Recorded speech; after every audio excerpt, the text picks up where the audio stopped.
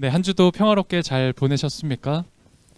네, 지난주 우리 추수감사절을 함께 보냈죠. 풍성한 음식도 나누고 교제 나누었는데요. 그 감사함이 저는 한 주간 참 이렇게 이어졌던 것 같아요. 감사한 한 주를 개인적으로 보냈는데요. 여러분들은 어떠셨을지 궁금합니다. 오늘 이 시편 말씀 함께 나누며 주님이 주시는 평화가 우리 영혼 가운데 가득하기를 빕니다. 대림절이 시작되었습니다. 오늘 기도 때도 또 찬양 때도 대림절과 관련되어서 기도해 주시고 또 찬양도 나눠 주셨는데요. 이 대림절은 기다릴 때 이말임이라고 해서 우리 한자라서 사실 확 와닿지 않을 때가 있는데 이런 뜻을 가지고 있어요. 기다리며 그분이 오실 것을 기대하는 성탄, 우리가 이야기하는 12월 25일 성탄절을 기다리며 4주간의 시간을 보내는 절기입니다. 특별히 이 대림절은 어두움을 통과하여 빛으로 나아가는 절기예요. 오늘 성찬상에 대림절 초가 켜졌습니다. 가장 어두운 색깔의 초가 켜져 있죠. 이제 이 초를 매주일마다 하나씩 켜갈 겁니다. 이 초가 의미하는 건 대림절의 의미를 담고 있습니다. 어두움에서 빛으로 나아가는 것을 나타내고 있죠. 우리 오늘 평화교회 모든 이들이 정말 이 대림조 초를 밝히듯 우리 마음의 영혼의 불을 밝힐 수 있었으면 좋겠습니다. 여러분 목요일에 축구 보셨나요? 네, 아마 다 보셨을 것 같아요. 저도 축구 보면서 오랜만에 즐겁게 봤습니다. 좀 아쉽긴 했지만요. 굉장히 즐겁게 봤는데요. 아마 여러분들도 그러셨을 것 같아요. 내일이죠, 또 그 다음 경기가. 축구에 빌드업이라는 단어가 있습니다. 상대편의 그 골을 넣기 위해서 빌드업이라는 걸 한다고 하더라고요. 뭐 패스를 하거나 상대의 공격을 무력화하거나 혹은 그런 일련의 움직임들을 통해서 골을 넣으려고 하는 게 빌드업이라고 해요. 대림절은 성탄으로 가기 위한 일종의 빌드업입니다. 축구에서는요, 패스도 하고 작전을 짜면서 빌드업을 한다면 이 성탄절은 성탄을 기쁨으로 맞이하기 위해 말씀을 묵상함으로 빌드업합니다. 우리가 이제 대림절 4주일 동안 계속 하나님의 말씀을 나눌 것이고요. 또 뿐만 아니라 각자 개인의 삶에서 말씀을 묵상할 수 있도록 이번 대림절 묵상집을 드렸죠. 그 말씀을 통해 이 성탄이라는 목표에 우리 모든 교회가 잘 도착했으면 좋겠습니다. 오늘 시편 25편을 보았는데요. 시편 25편 1절 첫 시작이 이렇게 되어 있습니다. 제가 다시 한번 읽어드릴게요. 주님, 내 영혼이 주님을 기다립니다. 시편 기자가 이런 표현을 합니다. 내가 영혼까지 다해서 내 영혼을 다해 주님을 기다립니다 라는 표현을 해요. 그런데 우리도 이 시편 기자처럼 표현할 때가 있습니다.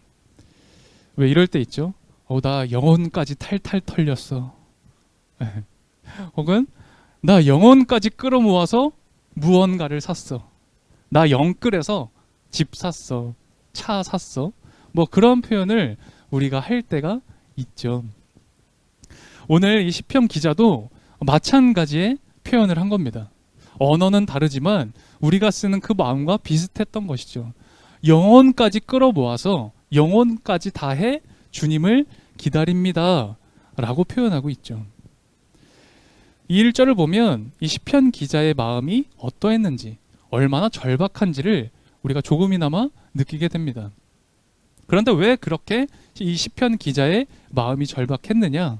그 이유가 2절에 나오게 됩니다. 어떤 어려움이 있었던 거예요. 우리 2절은 다시 한번 같이 읽어볼까요? 네, 시편 25편 2절이었습니다. 2절 한 목소리로 읽겠습니다. 나의 하나님, 내가 주님께 의지하였으니 내가 부끄러움을 당하지 않게 하시고 내 원수가 나를 이기어 승전가를 부르지 못하게 해주십시오. 아멘. 이 시편 기자는 지금 어떤 부끄러움을 당할 만한 상황, 어떤 긴급한 상황에 놓인 것 같습니다. 삶이 심하게 흔들렸고 영혼마저 위태로운 그 상황이었지만 주님을 찾고 주님을 부르는 사람은 자신이 생각하는 최악의 상황에 다다르지 않을 거다라고 말씀하고 있죠. 다만 하나님께 정직한 사람이 이런 은혜를 입는다라고 얘기합니다. 그리고 이어서 3절에는 이렇게 고백합니다. 제가 3절은 읽겠습니다. 주님을 기다리는 사람은 수치를 당할 리 없지만 함부로 속이는 자는 수치를 당하고야 말 것입니다. 어떤 사람이 주님을 함부로 속이는 사람일까? 이 사람은 하나님을 믿지 않는 사람들이 아닙니다. 하나님을 믿는 사람들이죠. 그런데 하나님 말씀을 들으려 하지 않는 사람들, 하나님 말씀을 따르지 않는 사람들이 바로 오늘 표현에 함부로 속이는 그런 사람들입니다. 그러니까 말씀을 듣는 척만 하는 겁니다. 말씀을 따르는 척만 하는 거죠. 그리고 이런 사람은 수치를 당할 것이다 라고 이 시편 기자가 아주 강조하고 있죠. 우리가 잘 알고 있는 이 예레미야 선지자가 있습니다. 이 예레미야 선지자가 살던 그 당시는 그 나라가 아주 큰 위기에 처해 있었습니다. 이 이스라엘이 남과 북으로 갈라져 있었거든요. 그리고 북이스라엘은 멸망했습니다. 그리고 예레미야가 있던 남유다마저도 이제 바벨론이라는 그 거대 왕국에 이제 멸망당하기 바로 직전이었죠. 그때에 이 예레미야가 하나님의 말씀을 선포합니다. 회복될 것을 선포하죠. 하지만 멸망당하지 않고 회복되는 게 아니라 멸망을 당한 후, 그 이후 우리가 다시 회복될 것이다 라는 그런 말씀을 전하는데요. 제가 그 말씀을 잠시 읽어드릴게요. 예레미야 33장의 말씀입니다. 나 주의 말이다. 보아라. 내가 이스라엘 가문과 유다 가문에 약속한 그 복된 약속을 이루어줄 그날이 오고 있다.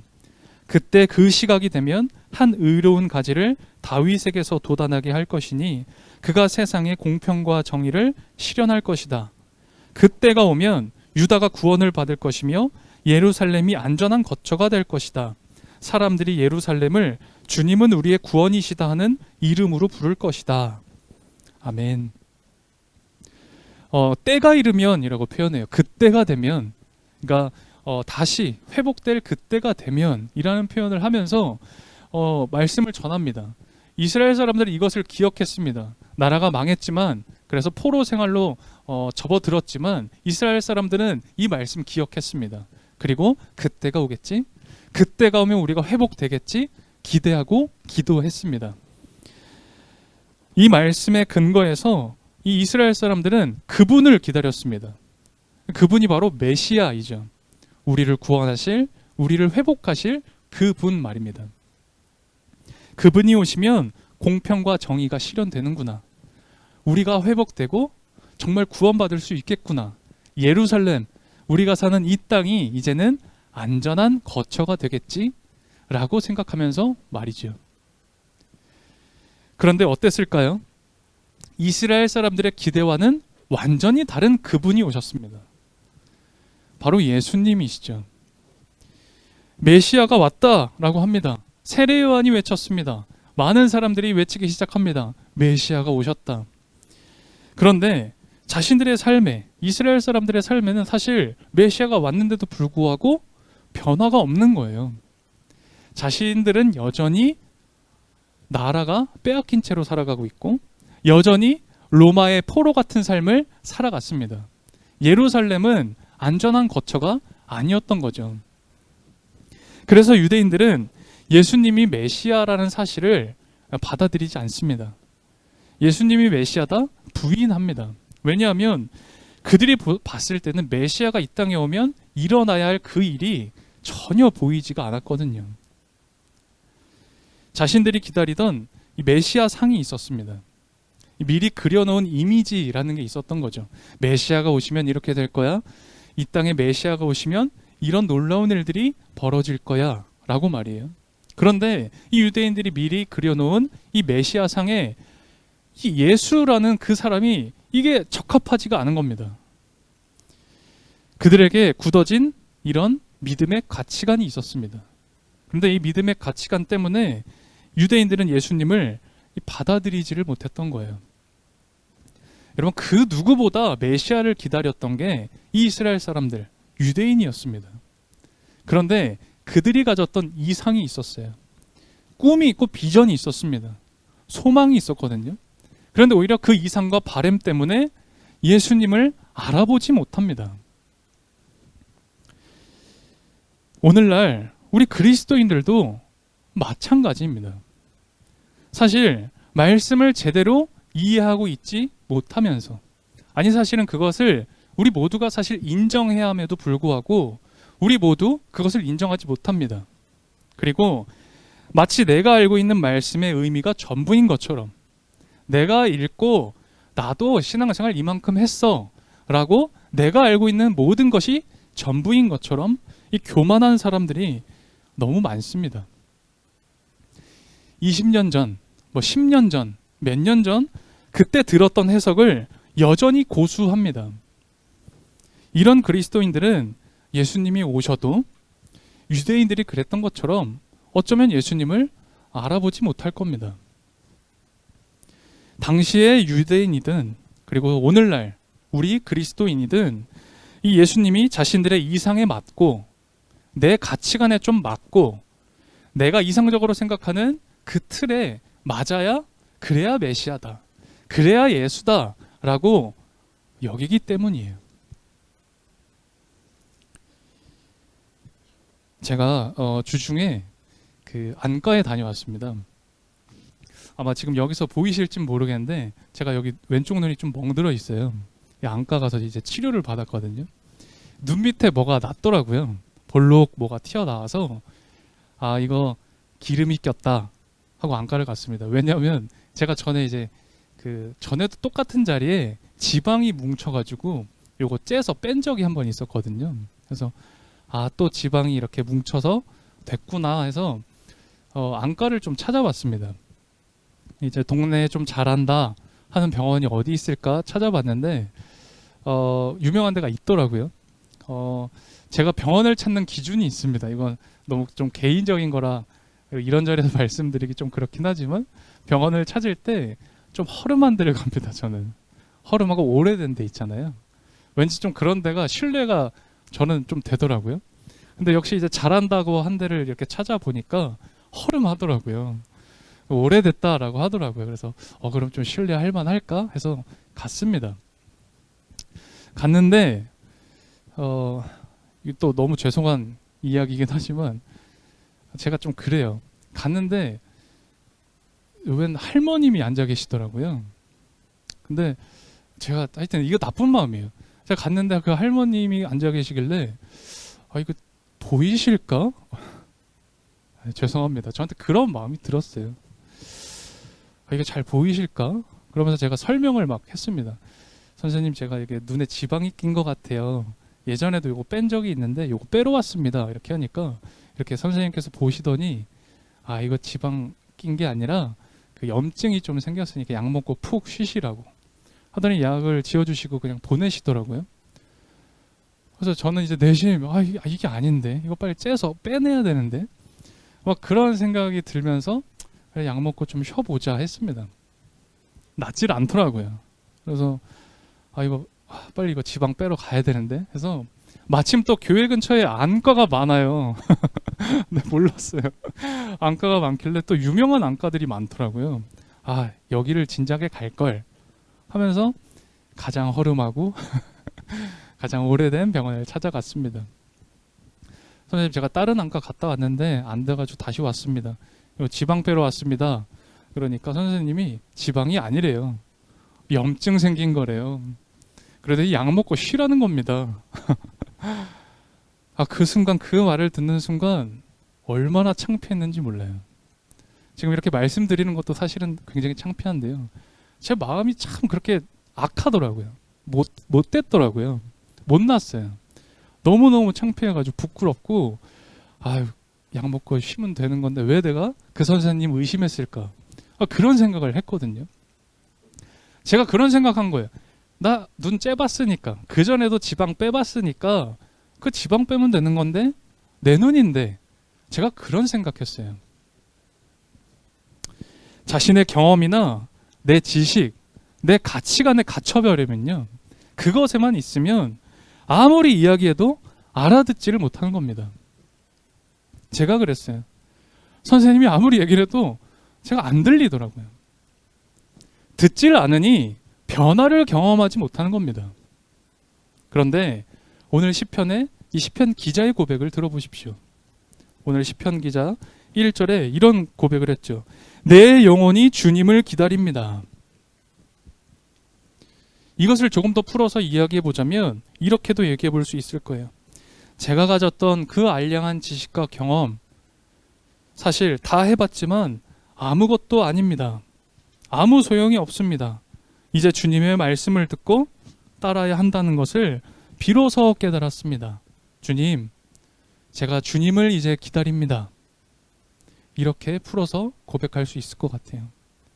그리고 이어서 시편 기자는 4절과 5절을 통해 이런 고백을 하죠. 우리 4절과 5절은 같이 한 목소리를 읽어보면 좋을 것 같아요. 4절과 5절 같이 읽겠습니다. 주님, 주님의 길을 나에게 보여주시고 내가 마땅히 가야 할 그 길을 가르쳐 주십시오. 주님은 내 구원의 하나님이시니 주님의 진리로 나를 지도하시고 가르쳐 주십시오. 나는 종일 주님만을 기다립니다. 아멘. 내 스스로 주님의 길을 아는 것처럼, 마치 내가 가야 할 길을 다 알고 있는 것처럼 스스로 여기지 마십시오. 마음과 내 생각을 열어 주님을 기다리십시오. 그리고 오늘 이 시편 기자가 고백했던 것처럼 배움을 청하는 태도를 가지십시오. 왜 그런 분들이 있습니다. 저 하나님 잘 압니다 라고요 말하는 분들, 저 말씀과 은사에 능통합니다, 그렇게 스스로 생각하는 분들이 계십니다. 목사님, 저 이거 다 해봤어요. 저 이 사역 굉장히 익숙합니다. 저 새벽 기도도 해봤어요. 저 금요 철야도 해본 사람입니다. 저 제자 교육도 받은 사람입니다. 다 해보았던 신앙생활이라 잘 알고 익숙하다, 그렇게 말하고 스스로 여기는 분들이 계십니다. 그런데 그러면 새 포도주는 담을 수 없어요. 더 이상 듣지 않기에, 더 이상 배우기를 멈췄기에, 사실 하나님의 뜻이 아니라 내 좋을 대로, 내 생각, 조금 더 표현해 볼까요? 내 취향대로, 내가 편리한 대로, 나에게 조금 유익이 되는 그대로 행할 뿐인 것이죠. 여러분, 내 취향대로 믿는 게 정말 믿음일까? 내가 유리한 대로 믿는 게 정말 신앙생활이라는 걸까? 오늘 이 자리에 있는 저와 그리고 우리 모두는 질문해야만 합니다. 내 영혼이 주님을 기다립니다. 옛 생활에 갇혀있지 않고 마음을 열고 정말 주님 만나기를, 간절히 주님을 만나기를 고백하는 이 시편 기자의 고백을 우리가 오늘 함께 읽었습니다. 이렇게 고백할 수 있는 성도는 주님을 만납니다. 주님을 만날 뿐만 아니라 오늘 10절에 기록되어져 있는 것처럼 진실한 사랑의 삶을 살아갑니다. 오늘 우리 마지막 구절 읽었던 그 10절도 같이 한 목소리로 다시 읽어보면 좋을 것 같아요. 10절 함께 읽겠습니다. 주님의 언약과 계명을 지키는 사람을 진실한 사랑으로 인도하신다. 아멘. 내 생각, 내 취향, 내 편리함대로 언약과 계명을 지키는 게 아니라 주님이 말씀하신 대로, 우리 주님이 하라는 대로 그렇게 언약과 계명을 지킬 수 있는 성도가 됩시다. 저는 이번 다시 맞이하게 된 이 대림절, 이런 마음과 이런 믿음의 태도로 보냈으면 좋겠습니다. 특별히 말씀을 묵상하며 이 말씀을 가지고 그렇게 보내길 원합니다. 여러분, 우리 말씀을 읽어야 합니다. 제가 언제 말씀 좀 읽으십시오. 말씀 가까이 하십시오. 그렇게 말씀드리지 않았었어요. 하지만 이번 대림절에는 말씀드리려 합니다. 말씀을 가까이 하십시오. 여러분, 말씀을 읽어야 합니다. 이 말씀을 통해 우리가 이런 고백할 수 있어야 합니다. 이번 대림절은 정말 이 말씀을 통해 우리가 예수님을 기다렸으면 좋겠습니다. 또 이 함께 말씀을 읽으며 정말 예수님을 만날 수 있었으면 좋겠습니다. 대림절, 우리가 기다리고 소망하는 예수님께서 우리 영혼에 임하는 그런 기간이 되기를 주님의 이름으로 축복합니다. 주님, 소망이 없고 희망의 기대가 꺾이는 이 시대에 저희들은 그럼에도 다시 소망하고 희망하며 주님을 간절히 기다립니다. 시편의 기자가 영혼을 다해 주님을 기다린다 고백했던 것처럼 주님이 이 시간 우리에게 그런 고백의 마음, 그런 기다림의 소망을 부어 주십시오. 우리가 할 수 있는 삶의 일상을 통해 우리에게 소망을 허락하시고 또한 우리를 구원하시기 위해 이 땅에 오신 예수님을 기억하며 4주간의 대림절 기간을 잘 보낼 수 있도록 인도해 주십시오. 이 시간 우리가 교회의 첫 번째 촛불을 밝힌 것처럼 우리 영혼의 촛불도 밝혀주시고 주님께 더욱더 가까이 나아가는 오늘 평화교회가 되게 해주십시오. 주님의 언약과 계명을 지키는 이들의 마음과 정성, 이 삶을 담아 주님께 봉헌드립니다. 우리 모두를 주님의 진실한 사랑으로 인도하시고 그 받은 사랑을 전하는 한 사람, 그리고 우리 교회가 되게 해주십시오. 임마누엘의 하나님, 예수 그리스도의 이름으로 기도드립니다. 아멘.